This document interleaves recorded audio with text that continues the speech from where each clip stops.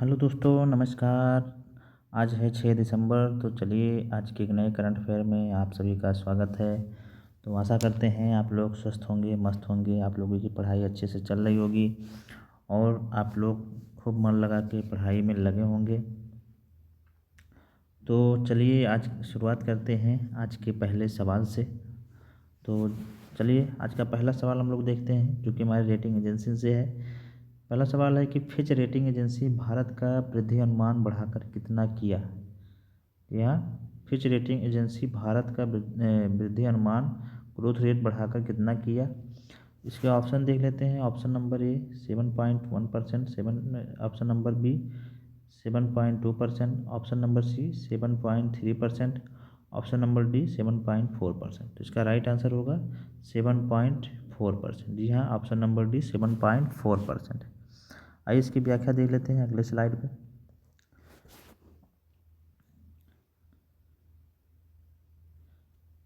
साख निर्धारण करने वाली एजेंसी फिच रेटिंग एजेंसी गुरुवार को चालू वित्तीय वर्ष 2025-26 के लिए भारत की आर्थिक विकास दर अनुमान को 6.9% से बढ़ाकर 7.4% कर दिया है। फिच ने कहा कि उपभोक्ता खर्च में वृद्धि, जीएसटी सुधारों के साथ बेहतर क्षमता के कारण वृद्धि अनुमान को बढ़ाया गया है। बेहतर धारणा के कारण वृद्धि अनुमान को बढ़ाया गया है। वही वर्तमान में आरबीआई का अनुमान 6.7% के दायरे में है, जिससे 7% से ऊपर ले जाया जा सकता है। और वहीं S&P ग्लोबल रेटिंग एजेंसी ने भारत की जीडीपी 2026 में 6.7% तथा 2027 में 7% और 2028 में 6.8% बढ़ने का अनुमान लगाया है। तथा वैश्विक विकास वृद्धि की बात करें तो 2026-27 में 3.2% की दर से यह बढ़ेगी।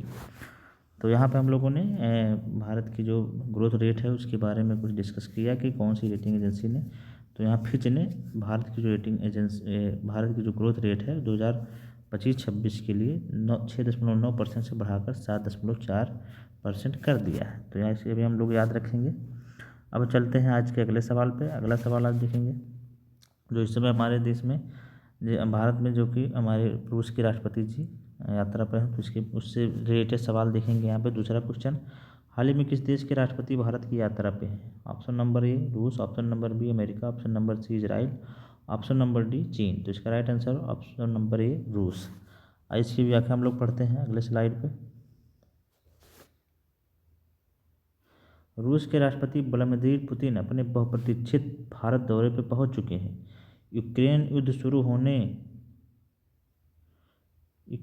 शुरू होने और दुनिया के भू राजनीतिकरण समीकरण में 360 डिग्री बदलाव के साथ भारत अमेरिकी राष्ट्रपति डोनाल्ड ट्रंप के साथ तल्खी भरे रिश्तों के बीच उनकी इस यात्रा पर पूरी दुनिया की निगाहें टिकी हैं।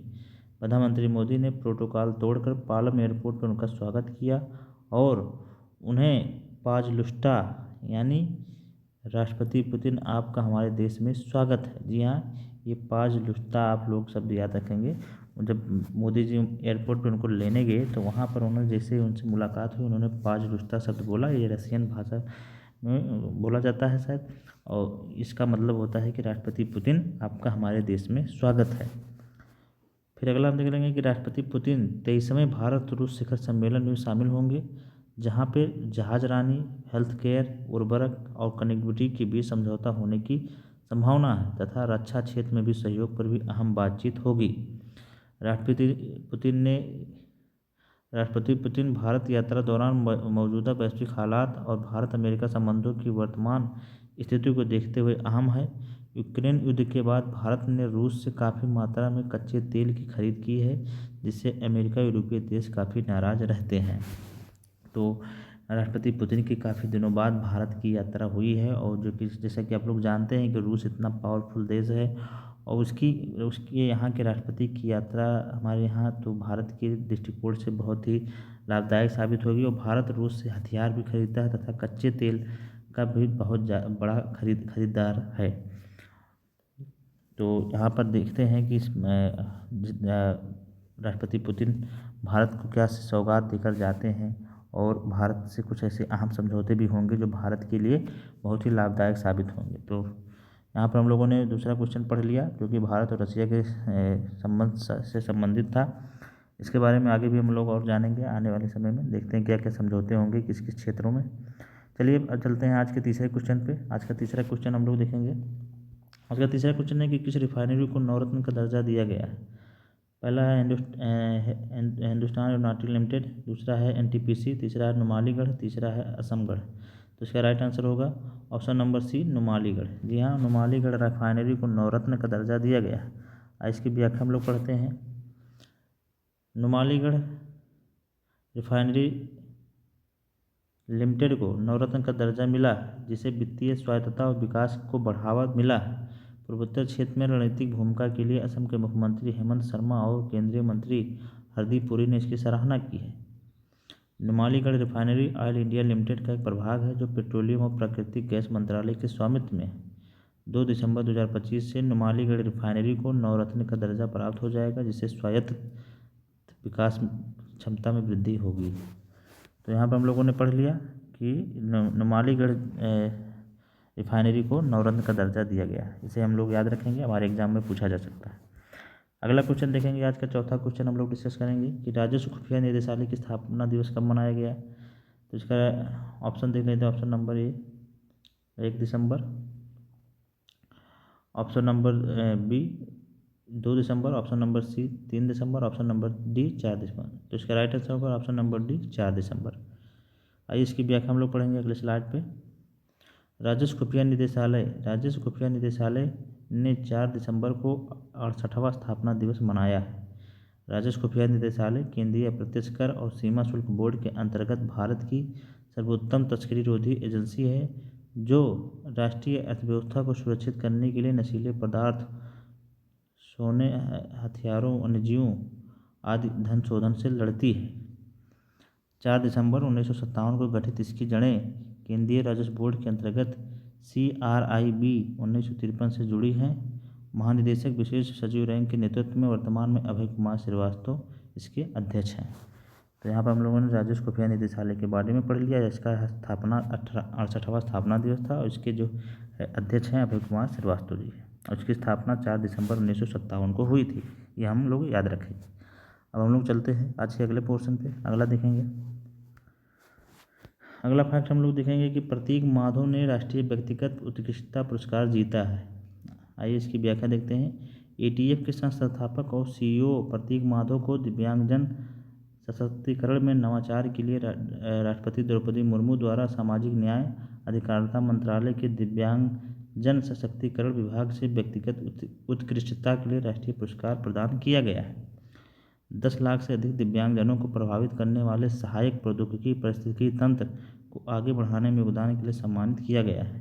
ATF 500 से अधिक दिव्यांगजन सशक्तिकरण स्टार्टअप को समर्थन प्रदान करता है।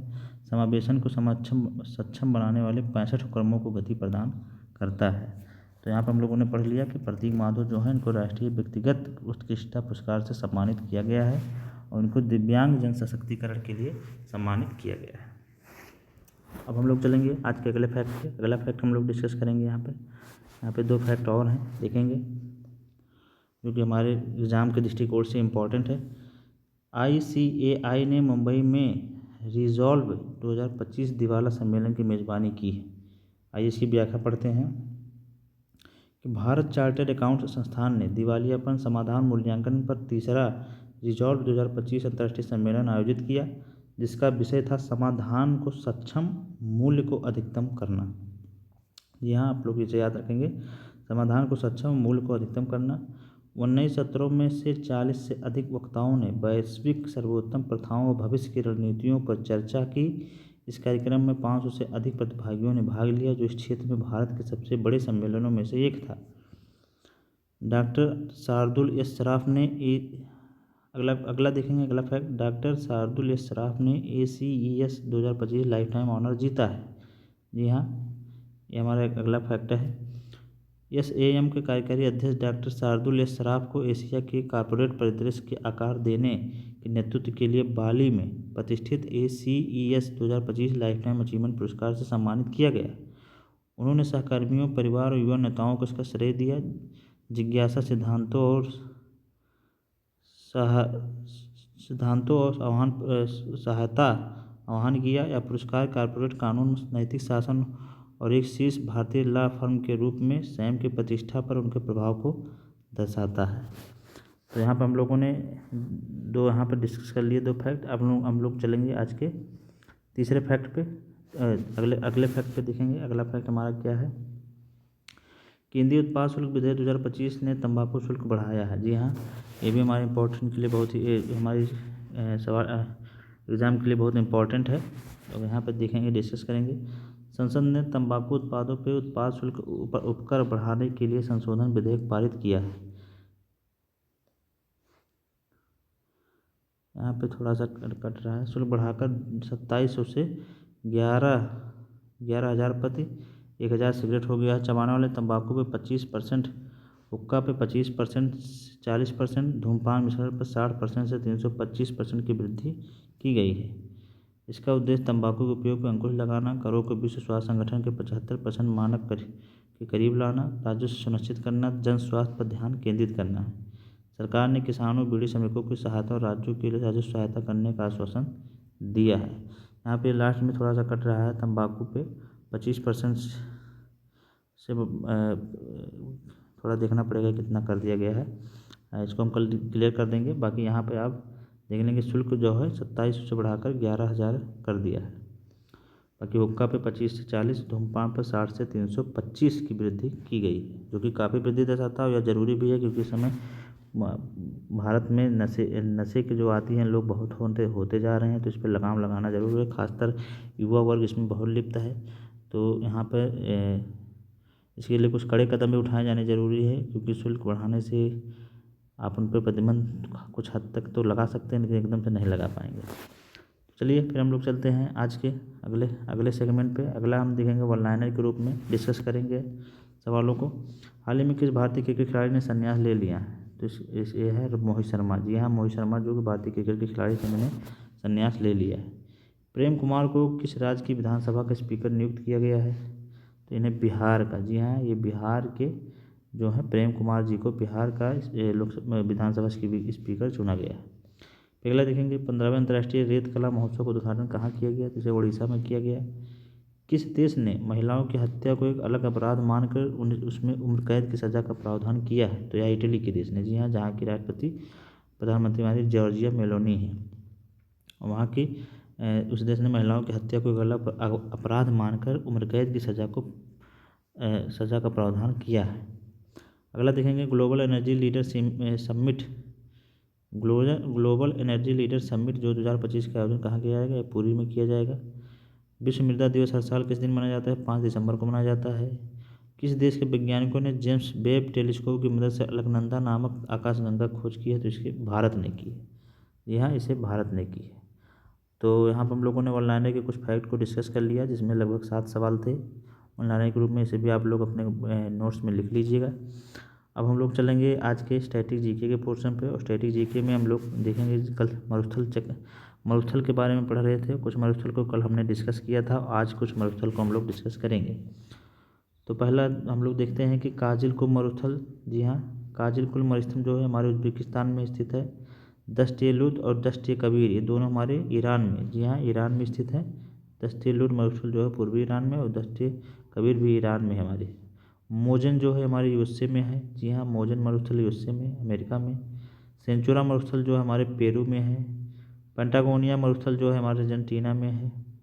टकलामाकन जो है हमारे चीन में है। गोबी मरुस्थल जो है मंगोलिया में है। जी हाँ, शीत मरुस्थल है यह एक। सेरीर मरुस्थल जो है हमारा मिस्र में है। बाकी रेग मरुस्थल जो है हमारे अल्जीरिया में है। तो यहाँ पर हम लोगों ने कुछ मरुस्थल को डिस्कस कर लिया, जो बाकी हुए बचे हुए मरुस्थल थे हैं।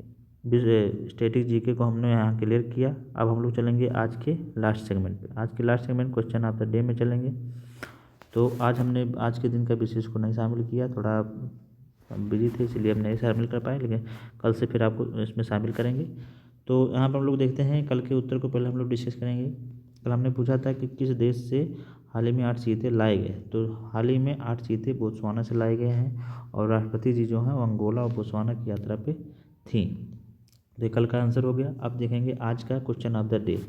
तो आज का क्वेश्चन है कि बिहार में विधानसभा सीट कितनी है और तथा वहाँ के राज्यपाल का नाम बताइए। तो बिहार में विधानसभा सीट कितनी है? 241, 242, 243, 244।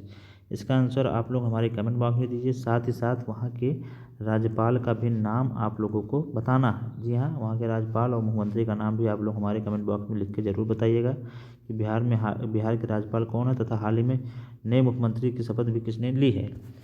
तो इसका आंसर आप लोग हमारे कमेंट बॉक्स में देंगे। तो आज की क्लास आप लोगों को कैसी लगी आप लोग कमेंट करके ज़रूर बताएं। हमारे इस चैनल को सब्सक्राइब करें और अपने दोस्तों में भी इसे शेयर करें ताकि और इसका बेल आइकन भी ज़रूर दबाएं ताकि इसकी नोटिफिकेशन आप लोगों को मिलती रहे।